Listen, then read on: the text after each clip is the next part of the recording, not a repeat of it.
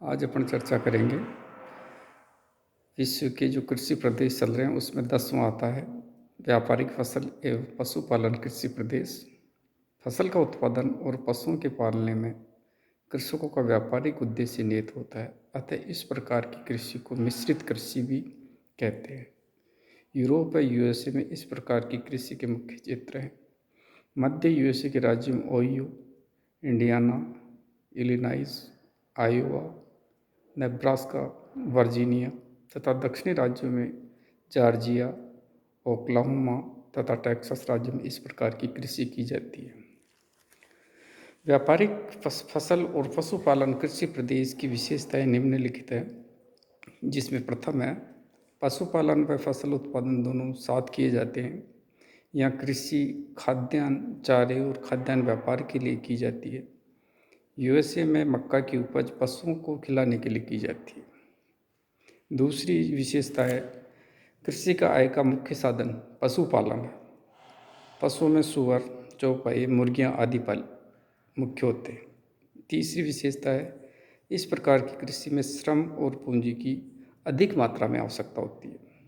चौथी है कृषि और पशुपालन में मनुष्य का अधिकतम उपयोग किया जाता है। नेक्स्ट जो 11वीं है वो है निर्वाहक उपज एवं पशुपालन कृषि प्रदेश।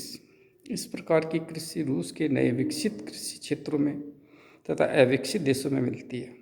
मेक्सिको तथा अनातोलिया के पठार इस प्रकार की कृषि के मुख्य उदाहरण हैं।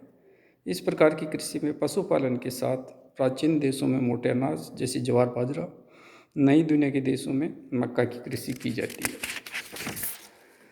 बाद में आती है व्यापारिक दुग्ध व पशुपालन कृषि प्रदेश। इस प्रकार की कृषि का मुख्य उद्देश्य दुग्ध व डेयरी पशुओं के लिए कृषि करना है। इस प्रकार की कृषि के 3 मुख्य क्षेत्र हैं।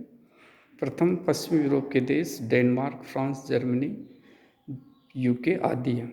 दूसरे क्षेत्र है यूएसए और कनाडा का उत्तरी पूर्वी भाग। तीसरा आता है ऑस्ट्रेलिया एवं न्यूजीलैंड। 13वीं और अंतिम जो कृषि का प्रकार है वो है बागवानी कृषि प्रदेश, जिसको अपन प्लांटेशन रीजन्स भी कहते हैं। इस प्रकार की कृषि प्राय बड़े नगरों के निकट विकसित हुई है। इस प्रकार की कृषि में फसल और भूमि उपयोग में भिन्नता पाई जाती है।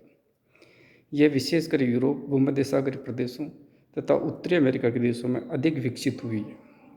इस प्रकार की कृषि में साग सब्जियां तथा फूल आदि की कृषि की जाती है, जिनकी स्थानीय मांग अधिक रहती है। स्थानीय मांग के आधार पर ही इस कृषि में उपज में परिवर्तन पाया जाता है। ओके।